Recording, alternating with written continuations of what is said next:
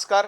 Police flash news प्रस्तुत Navdurga special या कार्यक्रमामध्ये मी दुर्गाप्रसाद मोठे आपलं मनापासून स्वागत करतो.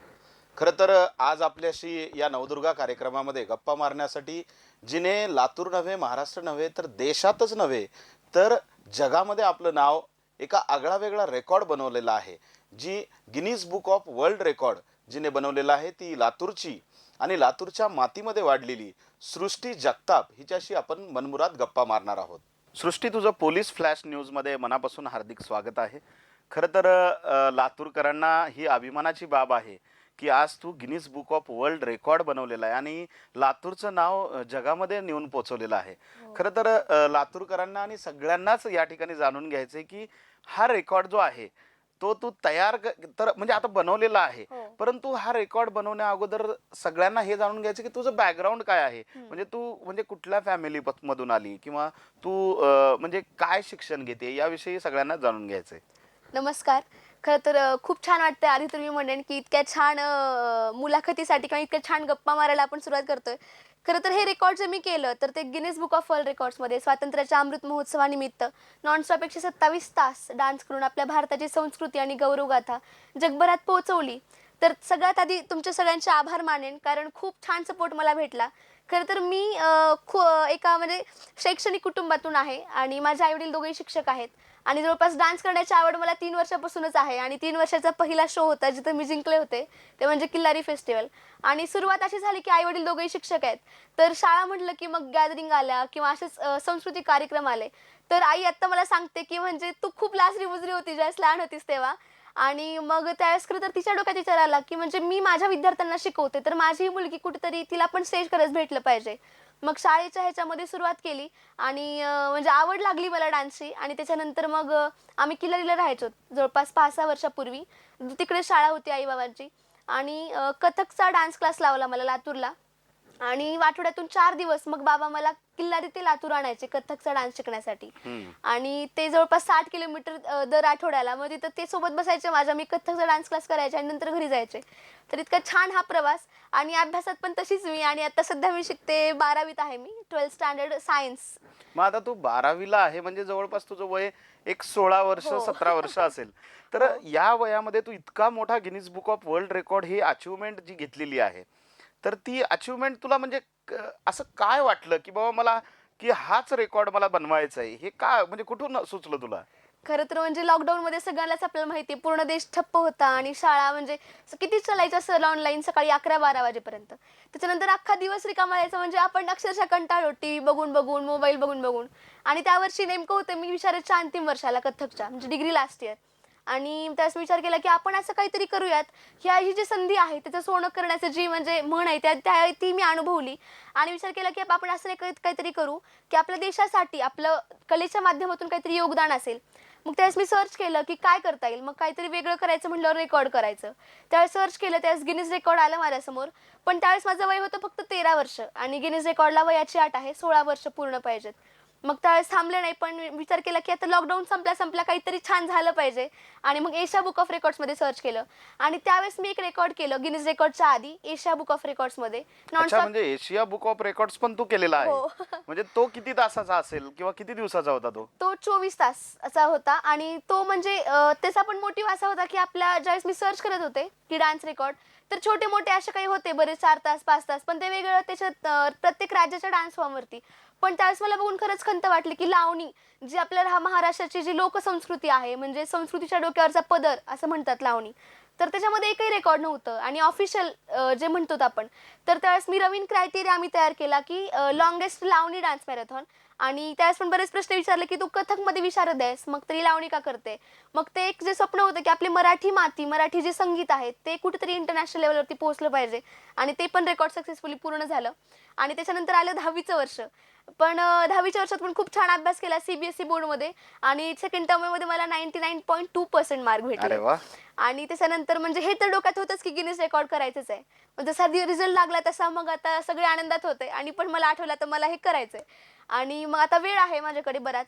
मग मी सांगितलं घरी की आता आपल्याला असं करायचंय. आणि मग खरं तर सुरुवातीला आधी बरेच, कारण ज्यांनी हे रेकॉर्ड ट्राय केलं आतापर्यंत 4 जणांनी ट्राय केलं होतं, पण ते म्हणजे पूर्ण झालं नाही. बरेच त्याला खूप हिस्ट्री आहे आणि खूप सिरियस रेकॉर्ड आहे आणि त्याचा क्रायटेरियाच आहे एन्ड्युरन्स, म्हणजे जीव घेणे रेकॉर्ड्समध्ये येतं हे. हो ना. तर त्याचा विचार सुरू केला आणि सगळ्यात आधी तर घरच्यांनी खूप म्हणजे काळजी वाटणारच आहे.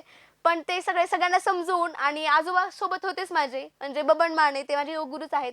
मग ठरवलं की आता करायचंय आणि ती तयारी म्हणजे 15 महिन्यांची तयारी होती मग आमची म्हणजे पुढची. ती नेमकी तयारी कशी केली ती? म्हणजे तब्बल 6 तास आणि 5 रात्री.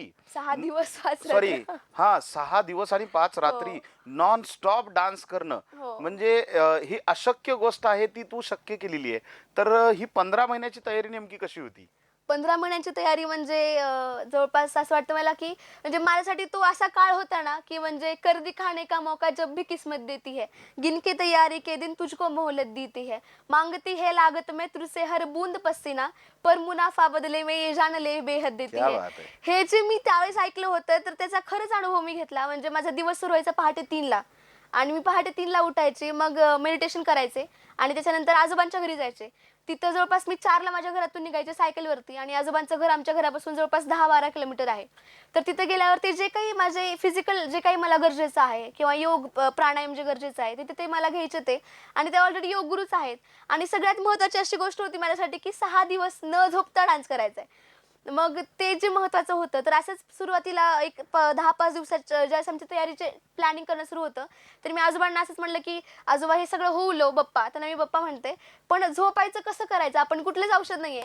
आणि ह्याची एक वेगळी मिस्ट्री आहे. म्हणजे ज्यावेळेस आम्ही डॉक्टरांना पण भेटायला गेलो, तर त्यांनी सुरुवातीला सांगितलं, की "हे मेडिकल ह्याला काही मान्यता देत नाही, कारण आपण असू शकत नाही." बरोबर असं आहे. म्हटलं जातं, की "rest is more important that any medicine." म्हणजे औषधापेक्षा झोप महत्त्वाची आहे आपल्या शरीराला, आणि ती तूच घ्या, त्याला तू नाही म्हणतेस. मग आजोबा म्हणले, की "थांब, पुढच्या 24 तासात मी तुला असं काहीतरी हुडकून सांगतो, की आपलं ते प्रॉब्लेम सॉल्व्ह होईल." आणि दुसऱ्या दिवशी मी त्यांच्याकडे गेले 4 वाजता पहाटे.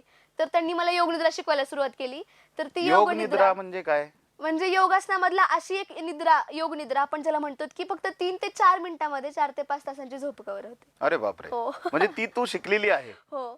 आणि त्या शिकायला स्पेशल त्याला 10 महिने गेलेत माझे. म्हणजे आजोबांचा आवाज फक्त त्यांचा माझ्या ब्रेनमध्ये आवाज ते बसायला, म्हणजे त्यांचे कमांड मला समजायलाच 10 महिने गेले. आपण बघतो ना, म्हणजे दमल्यावर कोणी झोपून जातं पटकन. झोप म्हणलं की म्हणजे उठणं अवघड आहे. हम्म. ते खरं त्याची म्हणजे तिथं कसोटी होती. आणि मग असंच हे जे शिकले मी, योगनिद्रा असेल, प्राणायाम असेल, आणि जे काही योगासनं शिकले मी, म्हणजे बॉडी फ्लेक्झिबल आणि ऑक्सिजन आपल्या बॉडीमध्ये तेवढं, म्हणजे शरीर तर चालणारच आहे कंटिन्यू आपलं कोऑर्डिनेशनमध्ये, पण ते कुठं ऑक्सिजन कमी पडू नये, दम लागू नये डान्स करताना, म्हणून जे काही स्पेशल योगासनं केले मी, तर ते 2-2.5 तासामध्ये त्यांच्याकडे करायचे, सकाळी 4 ते 6 पर्यंत. आणि तिथं परत अजून अर्धा तास आज आमचं स्पेशल टायमिंग असायचा, की ते मला एक गोष्ट सांगायचे दररोज. म्हणजे कुठली असेल, अकबर बिरबल असेल, शेख चिल्ली असेल, कुठली, आणि त्याच्या शेवटी त्याचं मोरल सांगायचे, की ह्या गोष्टीतून आपण हे शिकलो आणि हे आपल्याला रेकॉर्डसाठी हे असं वापरायचंय. आणि ते झालं की त्यांच्याकडून एक स्पेशल मला आयुर्वेदिक काढा असायचा, म्हणजे कोरफड आणि अश्वगंधाचा.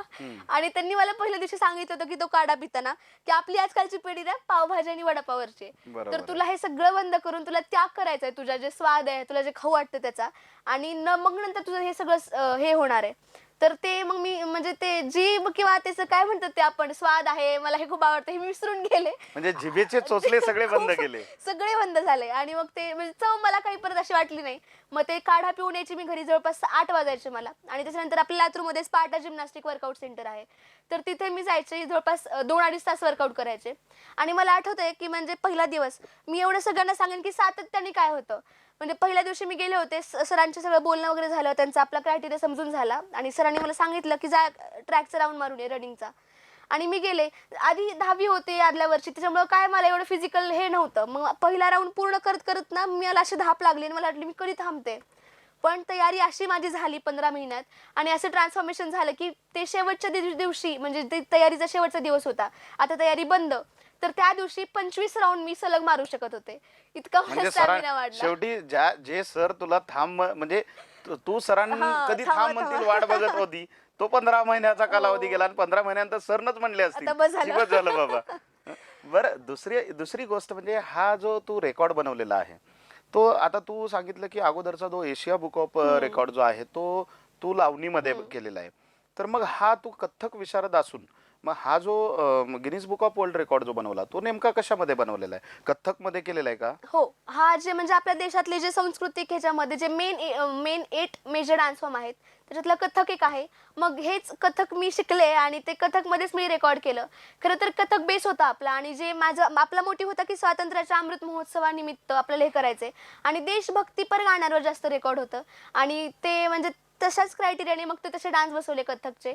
आणि अजून एक सांगेन की म्हणजे जो ट्रॅक लागणार होता 127 तासांसाठी तर तो सुद्धा मी एडिट केलाय आणि अरे वा. त्यासाठी सुद्धा खूप रात्र जागून म्हणजे ते सुद्धा मी काम शिकले म्हणजे असं तो म्हणता त्याचा येईल. काही क्रायटेरिया होता का? हो, त्याला गिनीज रेकॉर्डचे नियम होते आणि खरं तर असं बघितलं तर गिनीज रेकॉर्डची प्रोसेसच अशी वेगळी आहे. माझी तयारीचा भाग वेगळाच राहिला 50% आणि 50% ते गिनीज रेकॉर्डची पूर्ण प्रोसेस. आणि मग त्याच्यामध्ये त्यांनी गाईडलाईन सांगितली की मला गाणे 10 सेकंदाच्या आत गाणं दुसरं सुरू झालं पाहिजे. गाण्यामध्ये कुठलं ते डायलॉग नको किंवा गाणं आत्ता बंद झालंय आणि लगेच दुसरं सुरू झालंय असं वाटलं नाही पाहिजे. एक ट्युनिंगमध्ये ते चाललं पाहिजे. मग अच्छा. ते सगळं डोक्यात सगळे ते ते नियम घेऊन मॅशअप मॅशअप टाईप. झालं हा पाहिजे. हा हा 2.5 मिनिटाच्या आधी एकही क्लिप संपली नाही पाहिजे. ते गाण्याचं तेवढं बरोबर ड्युरेशन पाहिजे. असं बऱ्याच काही गोष्टी होत्या. ते मग करत तब्बल करत 6 दिवस आणि 5 रात्री नॉनस्टॉप तू नाचत राहिली. हो. आणि म्हणजे तू एक भारताचं एक आगळं वेगळी म्हणजे नोंद गिनीज बुक मध्ये केली. हो. तर मग हा रेकॉर्ड ज्यावेळेस तुला म्हणजे भेटला की नाही बाबा मी आता 127 तास पूर्ण केलेले आहेत, हो. feelings काय होत्या? खूप मस्त म्हणजे खूप छान होत्या आणि स्पेशली म्हणजे जे देशासाठी केलं आपण ते पूर्ण झालं. जे माझं स्वप्न लॉकडाऊन पासून होतं तर ते पूर्ण झालं असं वाटलं. आणि आई वडिलांच्या आजोबांच्या सगळ्या घरच्यांच्या म्हणजे सगळ्यांच्या चेहऱ्यावर जो आनंद होता की ते पूर्ण झालं बाबा. आणि जवळपास 126 तासांचा आधीचा रेकॉर्ड होता. नेपाळ देशाच्या नावे होता तो आणि 126 तास पूर्ण झाले आणि जज त्यांनी असं सांगितलं की बाबा 126 तास केल्यानंतर तुम्ही फक्त 5 मिनिटं जरी केलं तरी विजय आपलाच आहे. पण ते मला ते सांगायला पण आले रूम मध्ये पण माझं म्हणणं होतं की नाही त्याला नवीन एक आकडा लागला पाहिजे. 127 तास. मग ते आम्ही ब्रेक घेतला 5 मिनिटाचा आणि सगळे घरचे जवळ आले की झालं बाळा आता रेकॉर्ड आता तुझ्या मनावर तुला किती करायचंय ते. पण आई जवळ आली आणि मला म्हणली आज तुला माहिती का काय? म्हणलं माहिती आज आपल्या रेकॉर्डचा शेवटचा दिवस आहे संपलं रेकॉर्ड. तर म्हणली नाही अजून दुसरं काय? म्हणलं माहित नाही. तर त्या दिवशी 3 जून होता आणि वटपौर्णिमा होती. आणि आईने सांगितलं की आज वटपौर्णिमा आहे म्हणजे ज्या दिवशी बायका एकमेकींच्या ओटी भरतात ते सौभाग्याचं लक्षण असतं तर त्या दिवशी आपण भारत मातेची ओटी भरणार आहेत हे रेकॉर्ड करून. तर ते ऐकून म्हणजे 6 दिवसांचा थकवा जे काही मला दुखतंय वगैरे कारण 6 दिवस हे खूप वेगळा अनुभव होता. म्हणजे बरोबर. बघणं हे वेगळं पण ते करणं आणि त्या प्रोसेस मधून जाणं हे खूप वेगळं होतं. आणि परत बाबा आले जवळ आणि मला म्हणले की तू सृष्टी जगताप आहेस म्हणजे कथ्थक डान्सर आहेस तू. कारण आतापर्यंत दमदमादम सह्याद्री टीव्ही चॅनलवरील एक रियालिटी शो होता त्याचे मी विनर आहे 2012 मध्ये. त्याच्यानंतर 2013 आणि 2014 मध्ये कंटिन्यू अखिल भारतीय जी स्पर्धा असते सांस्कृतिक संघ आपला आयोजित करतो तर त्या पूर्ण भारतातील जे कलाकार आहेत त्यांची स्पर्धा असते आणि मला सलग 2 वर्ष मी त्याची महाविजेती आहे. आणि आपल्या देशाचं प्रतिनिधित्व करायची संधी मला भेटली हाँगकाँग आणि दुबईमध्ये अरे वर्ल्ड वा. कल्चरल ऑलिम्पियाडमध्ये. त्याच्यानंतर असे बरेच सगळे अवॉर्ड झाले. तर त्यांनी ते मला सांगितलं की तू कथक डान्सर आहेस तू एक डान्सर आहेस आम्हाला माहिती बाळा की तू आता 6 दिवसापासून डान्स करायली आहेस पण आता असा डान्स कर की साक्षात भारत माझ्या तुझ्यासमोर थांबलेत आणि तुला त्यांच्यासाठी डान्स करायचा आहे. तर आता जरी तुम्हाला माहितीच असेल की शेवटचा डान्स माझा असा तर मी जरी आता बघितलं तरी कसा फास्ट डान्स केला असेल असं वाटतंय. हो. तर ते जे म्हणजे अनुभव होता खूप छान होता.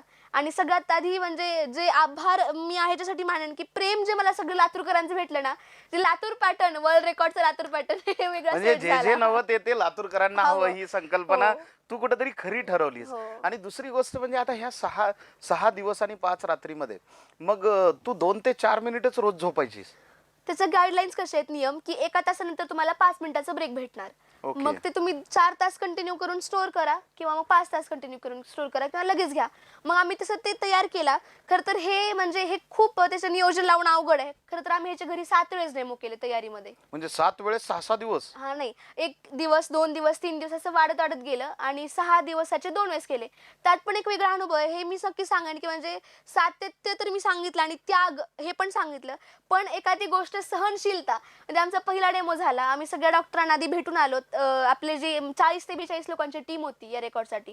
त्याच्यामध्ये मग मेडिकलमध्ये डॉक्टर्स असतील कोरिओग्राफर्स असतील कोच असतील डायटिशियन कोल्हापूरचे आहेत आमचे फॅमिली डॉक्टर आहेत दयानंद जगताप ते आयुर्वेदाचार्य आहेत. तर आम्ही पहिल्यांदा लहान डॉक्टरांकडे गेलो ते हेड आहेत आपल्या मेडिकल ह्याच्या टीमचे आणि त्यांना सांगितलं की मला असं असं करायचंय. तर त्यांचं आधी रिएक्शन होते तुला असं काय करायचंय म्हणजे कसं करणार आहेस तू कारण ते स्वतः एक ॲथलीट आहेत. ते म्हणले मी दररोज रन करतो मला माहिती आहे किती त्याला स्टॅमिना लागतो. थांब म्हणले मला वेळ दे 4-5 दिवस मी तुला विचार करून सांगतो. असं आम्ही सगळ्यांना भेटलो. बऱ्याच जणांचं म्हणणं होतं की नको करूस, कारण करू. तू आता शिक, तुझं वय आहे 16 वर्ष, तुला तुझं पुढचं अख्खं आयुष्य पडलंय. आणि याच्या आधी हे ट्राय ज्यांनी केलं होतं, आपल्या भारतातल्या सोनी चौरस यांनी हे ट्राय केलं होतं, ते पण म्हणजे झालं नाही. त्यांनी 87 तासाला चक्कर येऊन पडला आणि कोमामध्ये गेल्या होत्या. अरे बापरे. तर त्यांना पण मी ज्यावेळेस बोलले फोनवर, तर त्या म्हणल्या ये बहुत बडी जंग है बेटा, तुम तो अभी इतनी सी हो, 18 वर्ष तर पूर्ण होते तुला. पण त्यांना मी सांगितलं की हे जे वर्ष आहे आझादीचा अमृत महोत्सव, हे माझ्यासाठी खूप महत्वाचं आहे. आणि मग ते केलं मी. तर डॉक्टर पण मग ठीक आहे म्हणले, तुझ्या प्रयत्नांना आपण हे करू.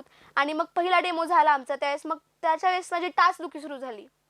24 तासांचा अच्छा, डेमो हां, होता. हां. आणि मग 22 तास मी कंप्लीट करत आले. पण छोटी छोटी माझी टाच इतकी दुखायला लागली की म्हणजे असं वारं जरी लागलं, बोट जरी लागलं, तर ते इतकं झणझणायचं, ती पूर्ण तळपायाची जे आपण म्हणतो की आग आग मस्तकाला, मस्तकाला जाते. ते पूर्ण ते शरीरमध्ये हे व्हायचं शरीरात. आणि मग आम्ही तसंच गेलो, पण ते डेमो पूर्ण करून घेतला आजोबांनी आणि घरच्यांनी, ते पूर्ण करायचं. आणि मग ते गेलो आम्ही डॉक्टरांकडे. तर त्यांना सांगितलं डॉक्टरांना, तर ते म्हणले अजून 1-2 दिवस जरी तू डान्स केलीस ना, तर तुला परत आयुष्यभर व्हीलचेअर वापरावं लागणार आहे. ते ऐकून म्हणजे घरचे तर असे सुन्न होते, म्हणजे कसं करायचं. पण मी ऐकत होते त्यांचं, ते सांगत होते कशाला करायचंय बाळा, तुझ्या जीवाचं बघ, दुसरं काहीतरी कर तू. मग त्यावेळेस मी त्यांनी विचारलं की ठीक आहे, 99.9% तर ते म्हणले की काही होणार नाही, कारण हे फिजिकल आहे, नॅचरल आहे. म्हणलं 1% मला हे सांगा तुम्ही की आपण त्याला रिकवर करू. मग ते म्हणले ठीक आहे, आपण एक ट्राय करून बघू. फिजिओथेरपी केली 7 दिवसांची आणि मला काही व्यायाम सांगितले घरी करायला. मग मी जवळपास 1 महिना ते आपण ताडासमध्ये कसं चालतो, हो, हो. मी घरी तसंच चालायचं 1 पंजावरती. महिनाभर पंजावरती. आणि ते टॉवेलने पाय टाच आपल्याकडे ओढायची. आणि स्पेशल मग जे आमचे आयुर्वेदिक डॉक्टर आहेत, त्यांनी सांगितलं की तेलाचा मसाज करायचा. आणि परत बर्फामध्ये 15 मिनिटं पाय शेकायचे, लगेच गरम पाण्यामध्ये शेकायचे. म्हणजे पाय पूर्ण फ्रीज होऊन जातात आपले, त्याला काही संवेदना राहत नाहीत. असं 1 महिनाभर केलं आणि दुसऱ्या डेमोची तारीख आली. मग त्यावेळेस जे 100% दुखणं होतं, तर ते 80% आलं. पण म्हणलं आता सांगायचं नाही घरच्यांना, कारण कोणाला सहन होणार आहे आपल्या सांगितलं की लेकराला नकोच. एवढं त्रास होणार. मग मी म्हणलं हे मी ठीक आहे, दुखतंय हा थोडंसं आहे, कारण ते दुखणारच आहे, मला माहिती आहे. काहीतरी त्याग केल्याशिवाय, काहीतरी सहन केल्याशिवाय काय होणार आहे. मग ते पूर्ण पुढचे डेमो केले. मग 3 दिवसाचा झाला, 4 दिवसांचा झाला. आणि मेंटल पीस जे म्हणतो आपण, एखाद्या माणसाला भीती कधी वाटते, ते शरीर ठीक आहे करायला तयार असतं, पण ज्यास मन पहिल्यांदा घाबरतं. आपण जरी विचार केला की ह्या रूम मध्ये 6 दिवस काहीच न करता राहायचंय, पण ते किती हे आहे ना, तरी मला म्हणजे एका स्टेजवरती डान्स करायचा होता 6 दिवस. आणि म्हणजे मग त्या 6 दिवसामध्ये तुला म्हणजे खायला प्यायला काय म्हणजे म्हणजे तू काय घेत होती आहारामध्ये? तर खाणं तर नव्हतंच माझं, म्हणजे लिक्विडच होतं फक्त. कारण खायला झोप नाहीये होणार आणि ते पचन पण होणार नाही. मग फक्त लिक्विड घेत होते मी. ते डान्स करत करतच लिक्विड घेत होते. त्याचे पण काही नियम आहेत की किती तासाला किती वेळेस घ्यायचं, किंवा किती वेळ, एका 10 सेकंद 5 सेकंद एका जागी थांबून घ्यायचं, असे बरेच नियम. आणि आम्ही तर त्या दिवशी तुझा जो डान्स बघायला आलो त्या दिवशी तर ऐकलं की तू शेवटच्या दिवशी काहीच अन्न नाही खाल्लेलं नव्हतं. काहीच खाल्लं नव्हतं. मला सगळे घरचे सांगत होते खा, पण तुम्ही 10-15 ml नारळ पाणी पिलं असेल. कारण ना पूर्ण आपलं शरीर असं होतं की ते एका पॉइंटवर केलेलं असतं की ते आपण खाल्लं की ते बाहेरच येणार आहे. कारण 5 दिवसापासून मी न थांबता डान्स करते, तर मग ते ऍक्सेप्टच होणार नाही. आणि शेवटची रात्र तर मला माहितीये की म्हणजे जे माझ्यासाठी सगळ्यांचा सपोर्ट 117वा तास होता. आणि मला आठवते की म्हणजे इतकं असं माझी बॉडी तर पूर्ण बधीर होती, शरीर काही नाही, म्हणजे असं हात लावले की मला काही जाणवत नव्हतं. पण डोकं सुद्धा माझं परत मानसिकता अशी व्हायला लागली. मी आईला विचारलं डान्स करत करत की कोणाचा बर्थडे आहे आणि एवढे जण का जमले सभागृहात. आणि मग आईच्या लक्षात आलं की हा म्हणजे तिला थोडंसं हे झालंय, अनबॅलन्स झालंय. मग ती रजिस्टरवर लिहायला लागली मार्कर पेननी मोठ्या ह्याच्यात की बाळा आपला रेकॉर्ड चालू आहे, फक्त 10 तास राहिलेत, नेपाळच्या मुलीला पण हाच त्रास होत होता बघ, एवढे सगळे जमजमलेत. मग हे वाचायचे मी आणि ठीक आहे पुढे लिही म्हणजे पुढे लिही तुला असं म्हणजे करायचे. तुला सेन्स काही राहिलेलं काहीच नव्हता. नव्हता तेवढा 1 पाऊण तास. आणि मी डान्स करत करत होते, ते कळायला लागलं मला थोडं थोडं की म्हणजे ती लिहायली ते वाचत होते मी.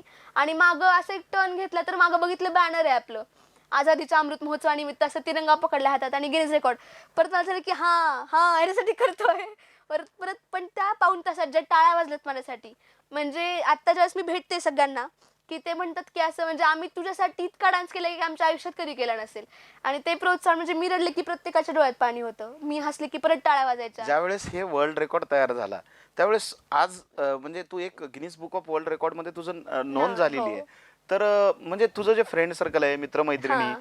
तर त्यांना म्हणजे असं एकदम असं प्राऊड फील होत असेल, तुला देखील प्राऊड फील होत असेल आणि त्यांना देखील. म्हणजे आता तू हो.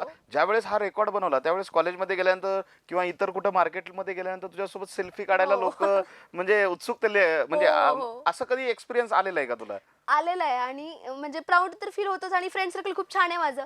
आणि फ्रेंड सर्कलच आणि एवढंच नाही तर माझे सगळे टीचर्स आहेत, ते सुद्धा माझे खूप छान फ्रेंड्स आहेत. कारण मला म्हणजे आई वडील दोघे शिक्षक असल्यामुळं मला शिक्षकांची भीती नाही, तर असं एक म्हणजे कायम सपोर्ट आहे. आणि मला आठवतं की त्या शेवटच्या रात्री मी ज्यावेळेस रडत होते तर माझे सगळे फ्रेंड्स असं समोर येऊन स्टेजच्या समोर डान्स करत होते आणि मला ते स्वतः रडत होते आणि मला cheer-up करत होते. आणि जसं तुम्ही म्हटलं की सेल्फी सोबत तर फोटो तर काढतातच पण त्या दिवशी टच करून बघतात हाताला. अरे म्हणजे तू कसं खरंच आहे हां. का? तर असं म्हणजे आणि काही काही खूप इमोशनल होतात की आम्ही त्या दिवशी होतो तिथे. म्हणजे आम्ही तिथे 24 तास तुझ्यासाठी बसलोय. तर हे खूप छान वाटतं म्हणजे जे काही त्यांच्या डोळ्यामध्ये आणि आपल्यासाठी नुकतंच प्रेम. म्हणजे जो वर्ल्ड रेकॉर्ड तयार झाला त्यामध्ये तुला आत्ताच राष्ट्रपतींच्या हस्ते राष्ट्रपतींचं देखील हो. तुझा सन्मान करण्यात आला. तर राष्ट्रपती भवनामधल्या फिलिंग्स काय होत्या? खूप छान. म्हणजे जे आपण इथं बघतो, तर तिथे मी अनुभवलं. अनुभवणं काय असतं आणि राष्ट्रपती भवन जे फक्त नावच आपलं असं आहे.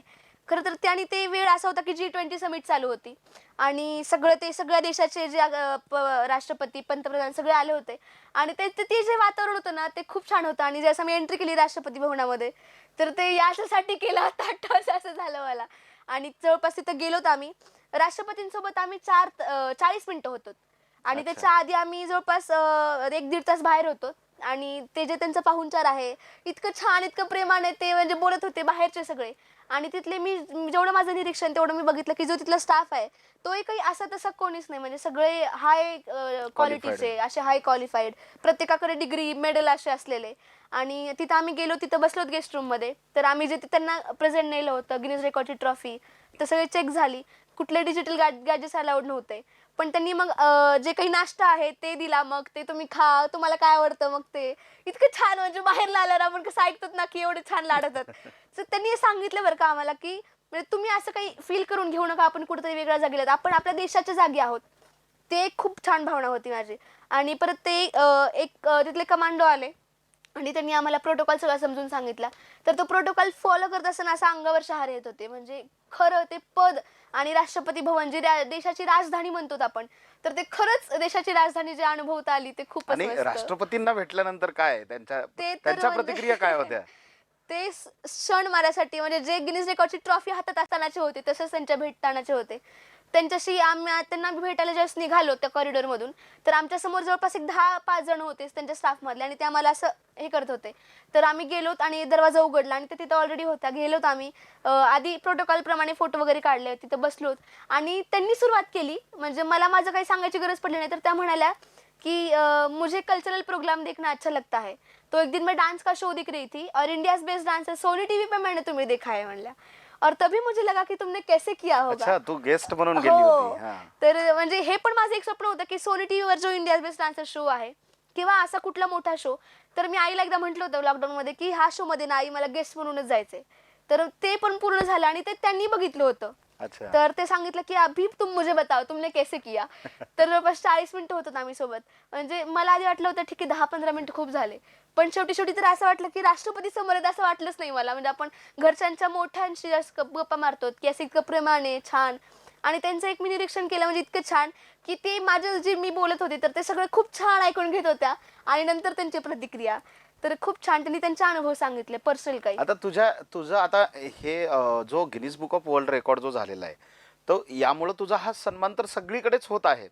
परंतु तुझ्या लाईफमधलं ध्येय किंवा एम काय आहे? की मला आता तू इतक्या लहान वयामध्ये इतका मोठा रेकॉर्ड बनवलेला आहे, की वयाच्या 16व्या वर्षी हा रेकॉर्ड बनवण्यात आलेला आहे आणि आणखीन तुला खूप लांबचा पल्ला गाठायचा आहे.